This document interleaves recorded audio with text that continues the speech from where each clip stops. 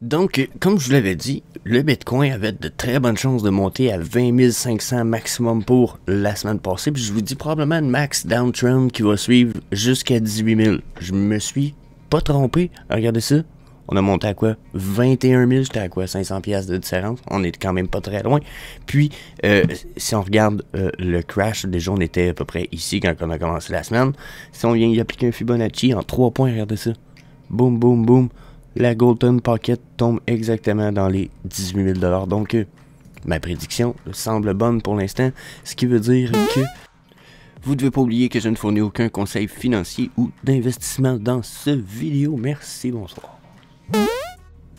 Donc, comme vous avez pu voir, les prédictions que j'ai faites la semaine passée semblent bonnes. On était à 500 pièces près.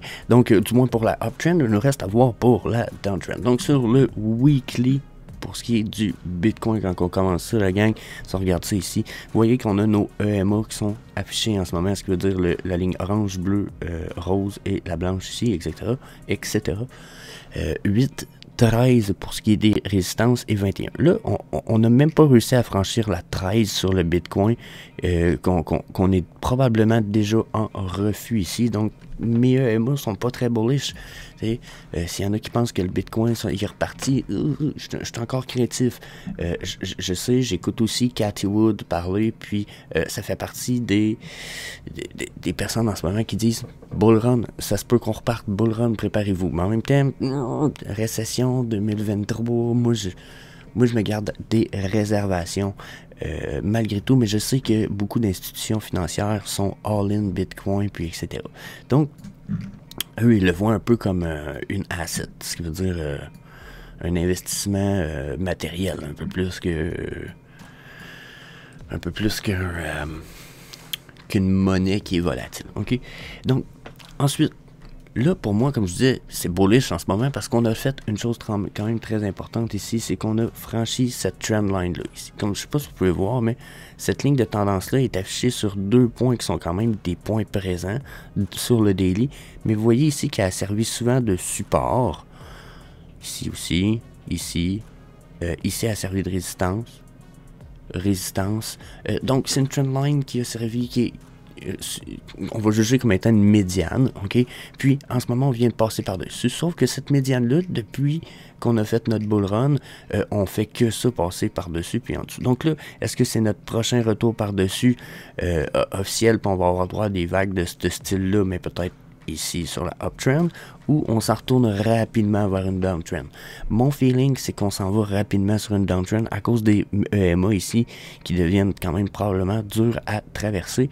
Puis, le fait que, quand j'étire ça ici, vous voyez, mon EMA 55 et le 89 viennent de faire ce qu'on appelle un mini dead cross, et le 55 se dirige quand même clairement vers mon 200 et mon 233 qui sont les lignes blanches ici.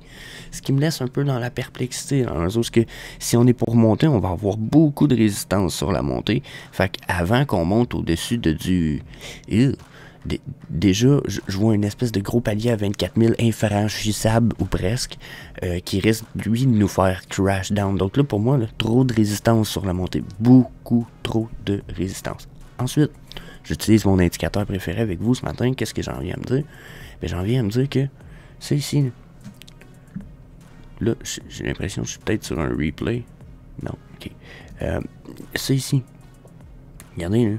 Comment que mes deux lignes court time frame sont sur la uptrend puis qui s'en vont à côté mon plafond. Donc, potentiellement, ce que ça veut dire, c'est que pour les 2 semaines, peut-être même 3, puis on pourrait avoir loin un flat ici, comme ça. OK? On est pour une uptrend. Donc, pour moi, là, 24 000 me semble possible dans les 2 à 3 semaines. Sauf que avant ça, puis avant ou tout de suite après, c'est possible qu'on ait un crash avant ça de ces lignes-là, un léger ici pour ce qui est de EMA du weekly. Là, on est sur le weekly, n'oubliez pas les semaines, sur la charte de la semaine, ça y fait pour beaucoup, ok? Ça peut changer beaucoup de choses au bout de la ligne. Quand on va aller sur les daily, vous risquez de voir que ça va être un peu différent. Ensuite, si j'ai mis un point de Fibonacci pivot, ok, rapidement. Donc vous voyez que là on est sur le point de pivot central, en plus d'avoir touché le EMA 13 et d'avoir de la misère à le traverser. Moi je nous vois très bien retourner sur la downtrend, probablement rester par-dessus la trendline en blanc dont je vous parlais, mais retourner à 18 000 et potentiellement peut-être même 17 300 comme on vient de le voir, ce qui va aussi en lien avec ce que j'ai écrit la semaine passée, ok? Donc, sur le long terme, ça me paraît dubitatif, c'est ce qui s'en vient. Ensuite, sur le daily, pour terminer ça, pour le Bitcoin qu'on soit au OMI, pour le daily, par exemple, je suis un peu plus dans le bullish, dans la mesure où, que, à moins qu'on refuse la percée du niveau central, puis qu'on s'en aille sur une downtrend, puis qu'on reparte en bas, potentiel de monter plus haut un petit peu, dans la mesure où, que potentiel de monter jusqu'à 22 23 000 selon le EMA. Quand je regarde aussi, je trouve avoir des plafonds ici. Donc, ça va être à vérifier. Probablement que justement, j'ai des résistances au niveau 0,5 et 0,618 du point de pivot, ce qui m'équivaut à 23 000 du Bitcoin. Puis, mais si je mets les... ouais, 23 000, c'est pas mal les seules résistances. Parce que si on réussit à percer le EMA ici, au-dessus de 21 000, exemple, qu'on réussit à passer... Ouais, si on passe par-dessus 21 200, exemple, après, on a le potentiel d'être capable de monter facilement jusqu'aux 23 000. Donc, ça me paraît évident et à surveiller. Pour ce qui est du Bitcoin sur le daily, checker ici mon stochastique RSI, lui, comme en ce moment, on est en train de faire un crash ici du court time frame. On est un peu sur une descente du time frame actuel, mais sur la uptrend, sur le long time frame, moi, ça me dit qu'on notre uptrend, on va l'avoir faite, là. Regardez ça ici, là. Donc, ça, c'est, imaginez la ligne verte, là. Ça, c'est ce que la ligne verte, elle m'a fait. Cette ligne-là ici qui fait ça comme ça, elle m'a fait une uptrend. Quand sa uptrend est finie, d'habitude, elle fait l'inverse. Elle va aller me faire une downtrend. Fait que après, ce que ça en va, ça s'en va comme ça. Ça va être quoi, nous autres, le crash de ça?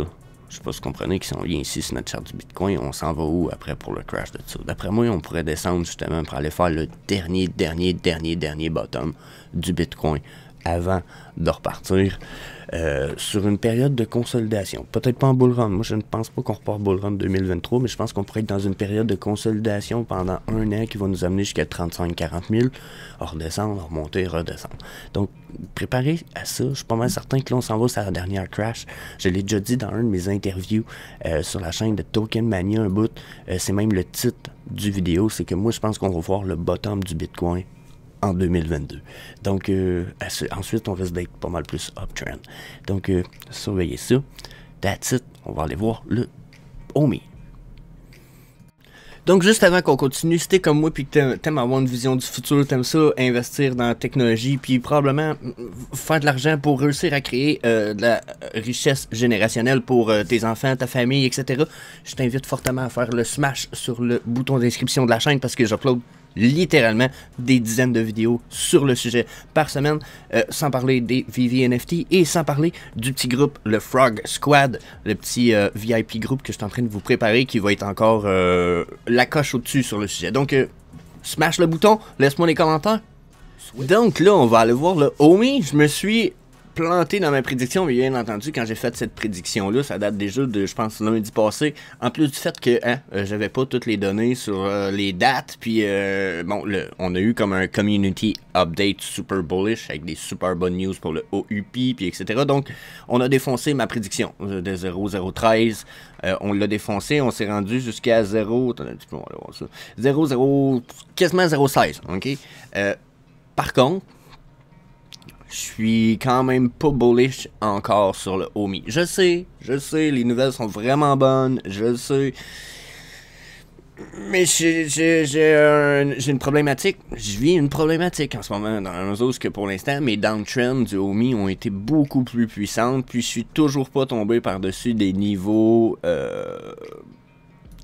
par-dessus des résistances pour en créer des supports suffisamment pour être reparti bull run. Au contraire, là, ce qui vient de se passer me laisse très perplexe. Il faut qu'on aille une semaine très bullish. Parce que si c'est pas le cas, puis même je voudrais qu'on aille 3 semaines bullish pour le OMI, parce que sinon on va avoir le potentiel et la force de dropper très bas à cause de la montée qu'on va faire. Donc,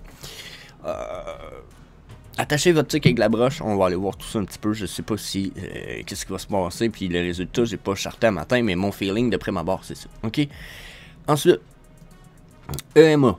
On commence avec les Exponential Moving Average. 8, 13, 21. Vous voyez le 21 ici, là, il est exactement sur ma ligne ici que je vais effacer pour l'instant. Donc, vous voyez ici, on se retrouve à avoir 3 résistances. Pour l'instant, on est en train de refuser la 13. Donc, vous voyez cette chandelle-là ici, c'est une chandelle. On est sur le Heikin Ashi, bien entendu, ça peut y changer un petit peu, mais vous voyez qu'on est comme sur un refus en cours, là. On est en train de chuter sur les chandelles régulières. Donc, ça pourrait être un mauvais signe ici, là. On pourrait défoncer tout ça pour tourner dans le trend. Personnellement, je pense qu'on pourrait très bien servir de ça comme support aussi pour remonter, mais on n'a toujours pas rendu à la résistance du EMA ici. Puis ces EMA-là ne pointent toujours pas vers le haut, ne font toujours pas, celui-là du moins ne me fait toujours pas une flatline. Comme ça, il est encore sur le bearish. Donc je suis un peu perplexe, j'ai l'impression qu'on va manquer de puissance. Là. Si je regarde les volumes, là, regardez, les volumes sont pas ouf. J'ai eu plus de volume la semaine passée là-dedans que j'en ai eu ici, là. Donc là, on n'est pas parti genre ouh, c'est bull run momentum. Non, watch out, on se calme. Je sais là, on regarde les stochastiques, vous allez voir c'est bullish, mais pour moi on est quand même pas reparti bull run pantoute là. OK, sur le weekly là, on a des grosses résistances à aller défoncer pour en créer des supports. En ce moment, on est en train d'essayer de faire le 8 et du 13 un support. Good news, mais c'est pas fait. Je m'excuse, mais c'est pas fait. Donc, ensuite, EMA. Mais regardez ici, EMA sur le weekly, très bullish, sensiblement bullish dans la mesure où on est en bas. On est en bas de la charte. Après, on pourrait repartir dans le uptrend, on pourrait, tu sais. Sauf qu'on est bullish, sauf qu'on est déjà rendu en haut ici. Donc pour moi, on finit la semaine avec un bullish momentum. Puis la semaine prochaine, on risque d'avoir une downtrend. À moins d'avoir vraiment des big news, on risque d'avoir des downtrends. Puis d'après moi ici, c'est ce qui va... 0,16 va devenir notre espèce de niveau de résistance. Puis si on regarde dans le passé, regardez ici. Toink. Donc on a beaucoup de résistance. Puis je suis rendu haut, je suis rendu à 6,19 là. Mais juste ici, là. 0,16, 0,16,7 là. Cette zone-là ici, je pourrais délimiter par un rectangle. Cette zone-là ici, pour moi, là, on a de la résistance à fond le caisson là-dedans. Là. Puis là, ben, j'ai même pas appliqué mon Fibonacci point de pivot encore. Regardez bien ça, on va aller le mettre. Pivot. Checkez bien ça. Boum! On a la zone de 2,36, la 3,82. Puis juste ensuite, ici, on a la 0,5 qui est le début de la Golden Pocket Zone. Donc, je pourrais étirer ça jusque là si je voulais. Puis d'après moi, on a beaucoup de résistance là-dedans, sans parler des EMA qui est juste ici. Pour moi là, on est grosse résiste à venir. Je sais que c'était bullish en ce moment, parce qu'il y en a qui disent wouhou, on est passé de 0,11,8 à 0,14. C'est beaucoup là, par rapport au prix qu'on a, mais en même temps, c'est... Pour quelqu'un qui fait de la charte comme moi, c'est pas fou là. C'est rien de fou, c'est rien d'extrême, c'est pas mortel, il n'y a pas à capoter là, ok? On continue notre support ici pour l'instant, ça c'est cool, tu sais, dans la mesure où on est sur une support de trendline ici. Puis, si je me souviens bien, on a... C'est celle-là? Ouais, si je me souviens bien, regardez. Là, on a défoncé ce que j'aurais pas appelé la médiane. J'ai fait la même chose sur le Bitcoin ce matin, regardez. Quand j'ai créé cette ligne-là, j'ai remarqué qu'elle touchait à ces plafonds-là, qu'elle venait toucher à ces plafonds, planchers-là, ici. C'est ici. C'est toutes des zones sur le daily, c'est encore plus flagrant. Donc pour moi, on a défoncé cette zone-là, good. Après, il va falloir qu'on continue à rester bullish sur cette zone-là le plus possible. Parce que sinon, le potentiel qu'on crash puis qu'on continue sur la ligne blanche qui est ici, me semble bon. Donc surtout avec les EMA, les résistances qu'on a, il faut qu'on reste ici sur ma trendline en verte, sinon c'est ma trendline en blanche qui va continuer, qui va nous annoncer la tendance à suivre. Daily maintenant. Daily. Je vais aller fermer une coupe d'affaires. Trendline. Celle-là aussi. Les EMA, 2 secondes. Donc, pour ce qui est du daily, quand je regarde ça ici, déjà sur mon stochastique RSI, je suis encore bullish sur le long terme, ce qui veut dire que probablement qu'on va avoir un mini crash qui est en train de se faire ici en ce moment. Là, il y a des bonnes chances qu'on crash un peu notre prix. Je sais pas jusqu'où on va retourner de prime abord, là, mais pour moi, on va crash un peu le prix avant de refaire une uptrend. Donc, je nous verrais probablement monter à 0.16. Ce que je venais de dire sur le weekly, là, une 0.16, 0.17, là, me semblerait prochain palier logique à aller chercher avant qu'on chute. Avant la chute, parce que je pense qu'on va chuter.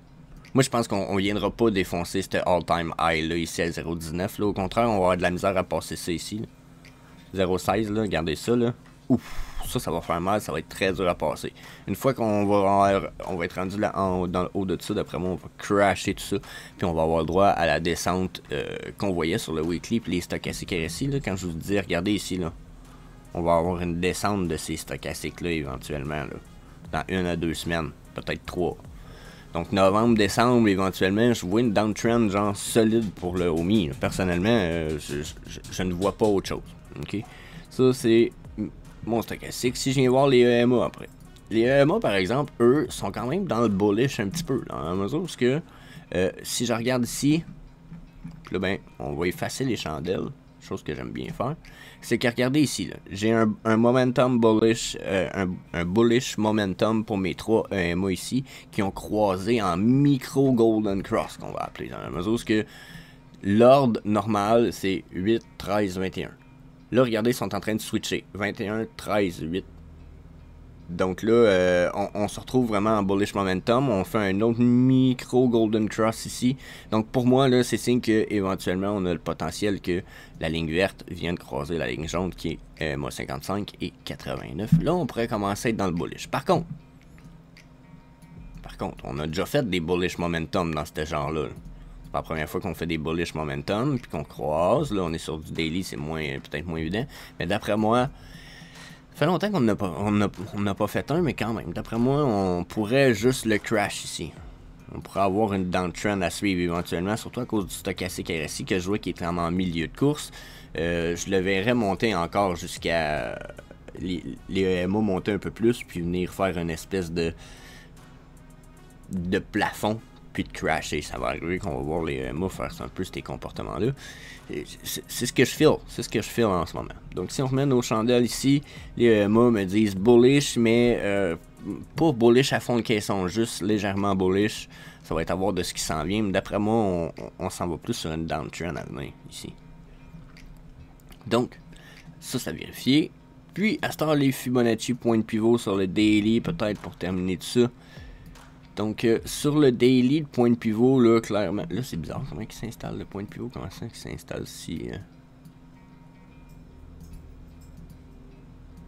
Oh, je sais pas pourquoi il s'installe un peu étrangement, mais pour ce qui est du point de pivot, là, on a touché la Golden Pocket Zone après avoir traversé, genre... on a traversé tout le point de pivot complet en 3 chandelles. Moi, ça me dit, une fois, on a touché la Golden, puis on s'est même rendu quasiment jusqu'au 6-18 du point de pivot. C'est qu'on va crasher tout ça. On va retourner sur un crash potentiel. Donc, qu'est-ce que je pourrais... Ben, pour le OMI, déjà, ma prédiction uptrend n'est pas dure à donner. Je vais vous la remettre ici. Donc, pour moi, le 0.0016... ouais, je vais mettre un 7, là, mais... Ça, c'est sur la up, puis sur la downtrend. La downtrend.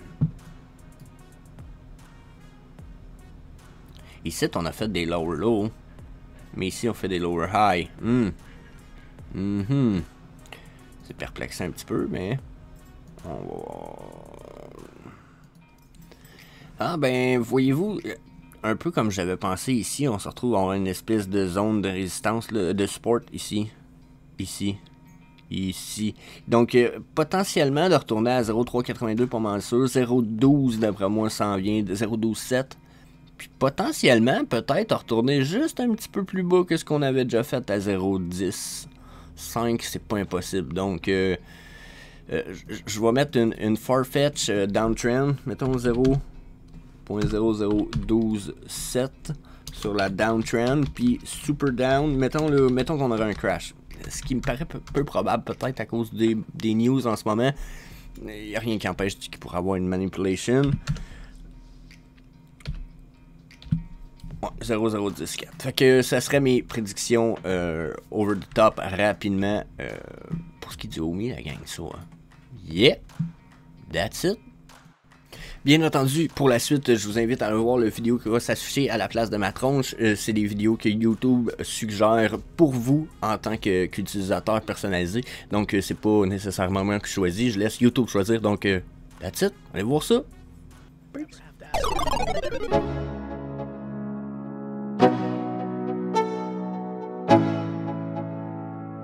Let's go. Yo. I'm like an addict, do I gotta have it. I ain't even playing, got a really bad habit. If it moves, gotta grab it, fuse like a magnet. Lose, won't have it till I'm doomed in a casket. I ain't playing, got a weird mind. If you work 8 hours, I'ma work 9. If the shit tastes sour, you should taste mine. I'ma stay in power for a long time.